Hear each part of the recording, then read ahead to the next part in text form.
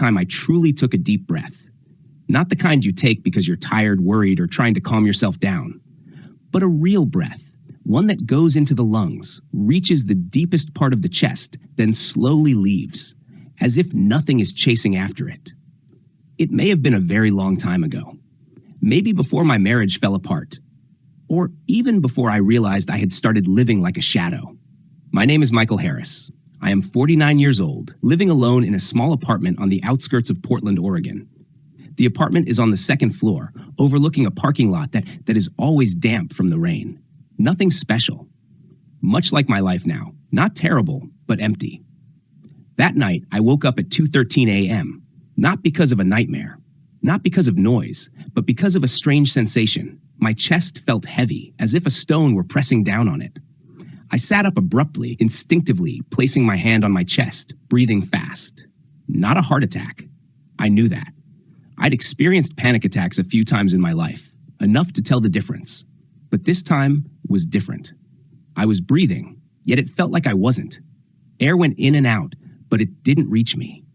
I sat there for a long time, until my heartbeat slowed. Then I realized something even more frightening. In that moment when I felt close to suffocating, I didn't think about death. I thought about the past. My past had a name, Laura. We met when I was 35 at a small art exhibition. She stood in front of an abstract painting for a long time, so long that I became curious. I asked her what she saw in it.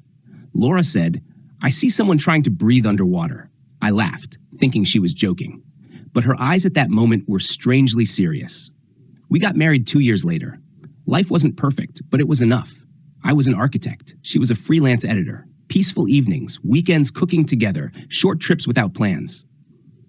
But then I changed.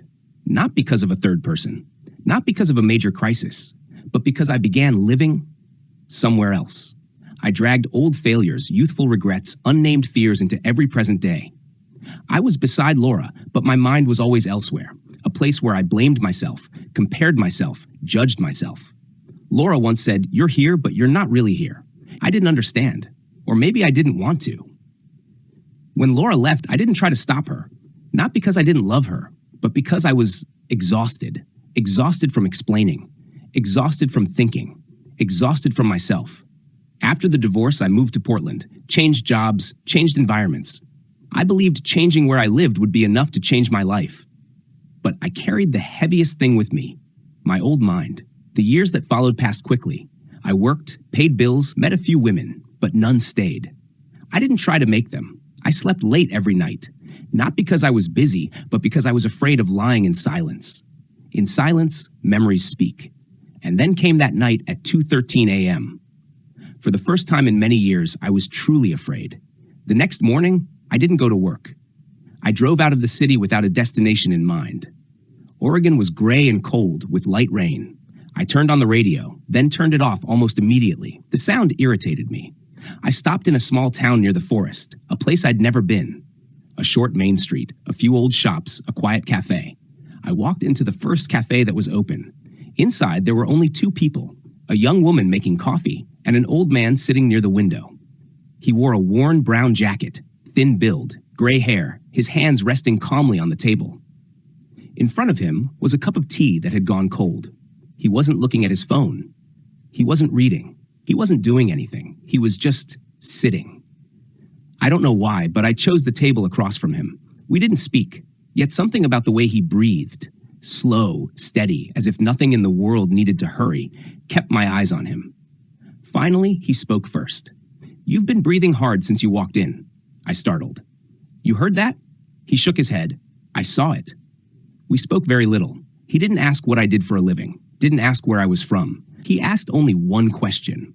"When was the last time you clearly knew you were breathing?" I gave an awkward smile. "Probably, right now." He looked at me for a long moment, then said slowly, "No, you're remembering." The sentence sent a chill through me. I don't know why, but I told him everything. About Laura, about the sleepless night, about the heaviness in my chest.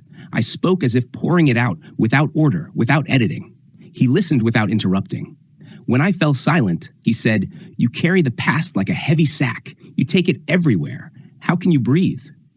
I asked who he was. He just smiled. someone who once forgot how to breathe. He told me he had been a philosophy professor in California. His wife died young. For many years after that, he lived like a walking corpse until he became seriously ill.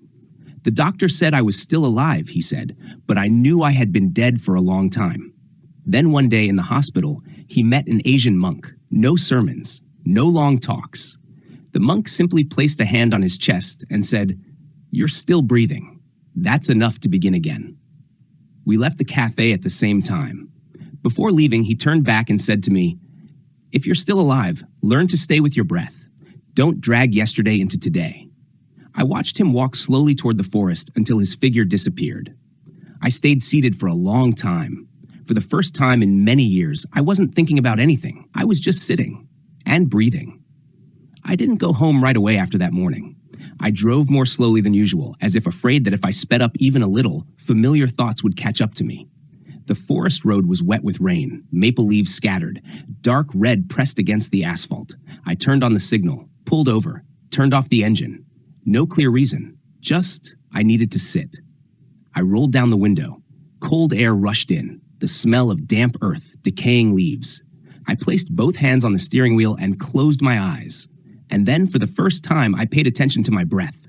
Not forcing it, not breathing deeply on purpose. I just let it come. The first breath was very short. The second trembled. The third was slightly longer. I realized something strange. I had lived many years without ever being in my body. Memories, in assumptions, in what-ifs. In the days that followed, I began changing one very small thing. I stopped running from silence.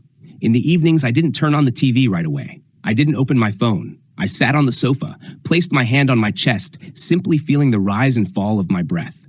At first, it was very difficult. The past wouldn't stay quiet. It slipped into every gap. Laura standing by the window, her back to me, her tired voice. "Can you be here with me?" Evenings when I nodded absent-mindedly, eyes glued to my laptop. Each time, my chest grew heavy. But I remembered the old man's words, "Don't decorate the truth. Look straight at it." I didn't push the memories away. I didn't hold on to them either. I let them appear, then let them pass with the breath. A week later, I returned to the small cafe by the forest. The old man wasn't there. I wasn't disappointed. I understood that meetings like that aren't meant to repeat. They come when we need them, then disappear. I ordered a hot cup of tea and sat in the same seat. Outside the window, light rain fell. I opened my notebook for the first time in many years. I wrote a single sentence. "Today I am breathing." No philosophy, no metaphor, just the truth.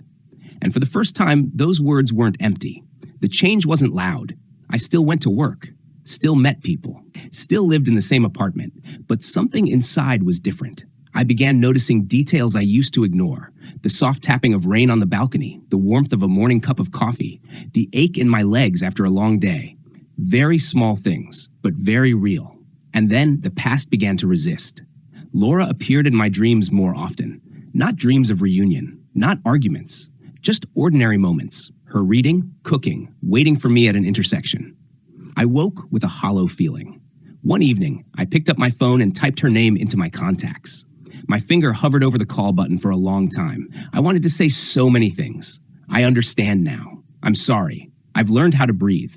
But then I stopped. I suddenly understood a painful but true thing. Not every truth needs to be spoken to another person. Some truths only need to be lived. I put the phone down. My breath then was very clear. Winter came early that year. Portland was cold and damp. I began walking every morning without headphones. With each step, I paid attention to my breathing. One morning, as I walked through the small park near my apartment, I saw a middle-aged woman sitting on a stone bench crying quietly. Not sobbing, not wiping her tears, just letting them fall. I don't know why I stopped. We didn't know each other. I asked only one simple question. "Would you like me to sit with you?" She nodded. We sat in silence. I didn't ask why. She didn't explain. After a while, she said, "I just lost my husband, but what hurts most is I lived with him without truly being there." Her words were like a slow knife. I didn't comfort her. I only said, "You're here now." She looked at me, then took a deep breath. That night I came home, turned off all the lights, and sat in the dark. I wasn't afraid anymore. I realized darkness isn't scary. We're just not used to staying with ourselves. I placed my hand on my chest, breathing in, breathing out. I whispered as if to myself, the past is over. Not denial, not forgetting, just not carrying it forward. A month later, I received an email from Laura. Not long, not emotional. I heard you moved to Portland. I hope you're okay. I read the email for a long time. Then I replied, I'm not perfect, but I'm learning to stay with the present. Thank you for having been there. No pulling back, no explanation. I sent it, then closed the laptop. My chest felt a little lighter. Spring arrived. Trees in the park began to bud. I continued my walks, my slow breaths. I wasn't seeking enlightenment. I was just living. Some days I forgot. Some days the past pulled me away again. But unlike before, I noticed it quickly. And each time, I returned to the breath. No blame, no forcing, just returning. One late evening, I sat on the balcony, watching the spring rain fall quietly. I suddenly understood. Knowing you are breathing means you are alive. No need for success. No need to be right. Just be present. Don't carry the past into the present. Not because the past is bad, but because the present needs to be light in order to live. I took a deep breath, a very long breath, and for the first time in many years, I smiled, for no reason at all. If you are reading these lines late at night, maybe you are like I once was, living in memory, breathing without feeling, carrying what is past with every step. Please stop for a moment, right now. Breathe in, breathe out. If you are still breathing, you are still alive. And if you are still alive, you can still begin again, right in this moment. Don't carry the past into the present. Let the present be light enough for you to truly live.